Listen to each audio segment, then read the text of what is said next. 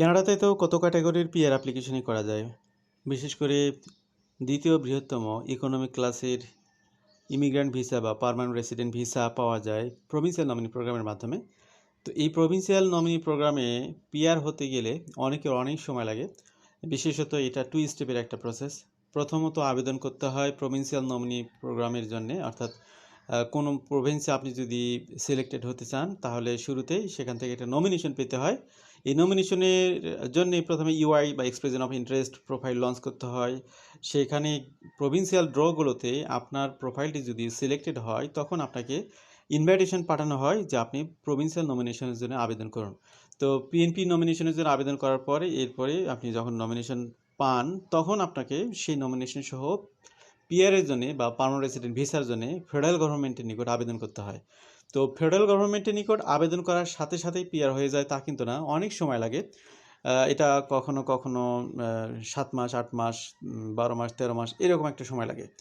তো এই যে তিনি অ্যাপ্লিকেশনটা প্রসেস করতেছেন এই সময়ে তিনি আসলে কি করবেন? বিশেষ করে কানাডাতে যারা অবস্থান করে, কানাডাতে অবস্থান করাকালীন সময়ে যদি স্টুডেন্টদের কথাই ধরি, স্টুডেন্ট থেকে তারা হচ্ছে যখন তারা পোস্ট গ্রাজুয়েশন ওয়ার্ক পারমিটে যায় সেই অবস্থায় ওপেন ওয়ার্ক পারমিট নিয়ে তারা জব এক্সপিরিয়েন্স গ্যাদার করে। তো দেখা গেল তিনি পিআর অ্যাপ্লাই করেছেন, তো পিআর রেজাল্ট পেতে পেতে এমন একটা অবস্থা যে তার আগে যে ওয়ার্ক পারমিট ছিল সেটার মেয়াদ শেষ। তো তখন তিনি কি করবেন?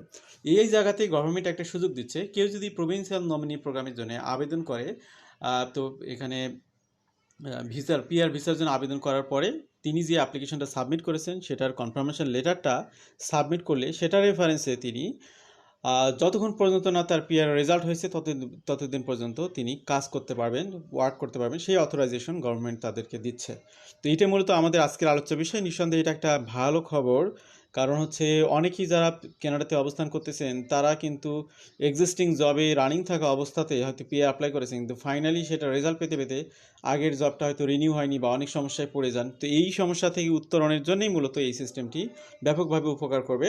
তো কানাডার বাইরে থেকে যারা শুনতেছেন সবার জন্যই তথ্যগুলো কাজে আসবে। বিশেষ করে যারা ইনসাইড কানাডাতে আছেন তাদের জন্য মূলত সুযোগটা কার্যকরী হবে। আউট অফ কানাডাতে যারা পিএনপি প্রোগ্রামে আবেদন করে কোয়ালিফাই হচ্ছেন তাদের জন্য এটা খুব বেশি কার্যকরী হবে না। Canada eases access to work permits for provincial nominees.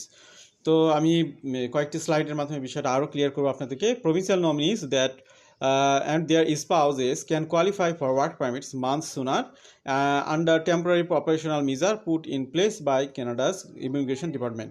তো এটা কিন্তু একটা শর্ট টাইম মেজার, এটা 31শে ডিসেম্বর 2026 পর্যন্ত আপাতত এই সুযোগটা দেওয়া হচ্ছে।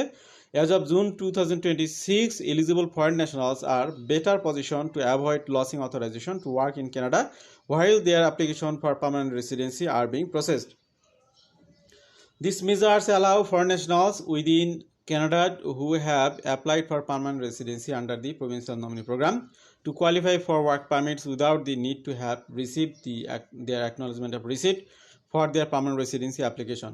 The following in Canada work permit applications are affected: PNP Bridging Open Work Permits BOWP, PNP Employer Specific Work Permits for which the nomination has expired, eligible spousal open work permits for spouse of PNP applicants.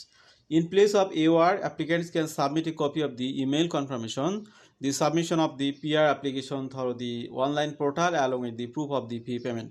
তো আপনারা যে প্রকৃতপক্ষে PR অ্যাপ্লিকেশনে submit করেছেন সেটার প্রমাণ কি? আপনি যে ফি পেমেন্ট করেছেন অনলাইনে, সেই ফিটা কেটেছে, সেই রিসিপ্টটা দিবেন, একটা সাবমিশন কনফার্মেশন ইমেইল পাবেন আপনি, সেখানে একটা অ্যাটাচমেন্ট দিবে আপনাদেরকে। এটা প্রিন্ট আউট করে আপনি যখন এটা দিবেন অফিসার তখন এই বিষয়টা পজিটিভলি বিবেচনা করবে। Officers are also allowed to confirm eligibility by checking that RCC system show that an application for permanent residency has been received and remains pending. This bulletin instruction officers to rely on system confirmation when it is available. The above alternatives are only applicable for work permits applicants who are not received their AOR for the application for permanent residency. If an applicant has received AOR, they must submit the AOR. The temporary measure took effect on June 9, 2026 and set to remain in effect until December 31st, 2026.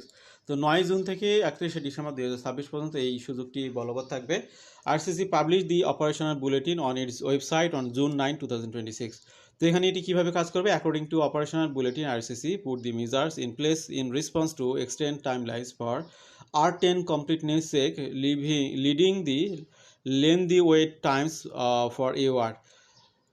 Of 141 provincial nominees who submitted their applications for permanent residency through the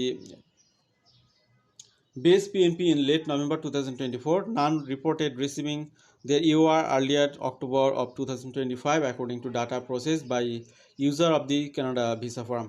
The extended wait times put many applicants at risk of losing authorization to work in Canada in the period between the submission of their PR application and the receipt of the EOR needed to apply for work permit extension.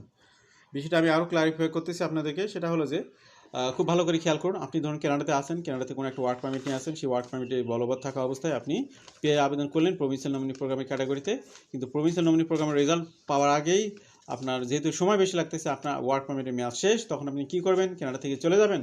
তখন এই জায়গাতে আপনাকে Canada government সুযোগ দিচ্ছে যে আপনি যে PR অ্যাপ্লিকেশনটা কমপ্লিটলি সাবমিট করেছেন সেটা একটা প্রমাণ যদি আপনি দিতে পারেন, তাহলে আপনাকে গভর্নমেন্ট এখানে অথরাইজড স্টে করার জন্য সুযোগ দিচ্ছে। তার মানে যে এমপ্লয়ের অধীনে আপনি কাজ করতেছেন সেই এমপ্লয়ার চাইলে আপনাকে সুযোগ দিতে পারবে এখানে কাজ করার জন্য, যতক্ষণ পর্যন্ত না আপনি পিআর রেজাল্টটা পেয়েছেন।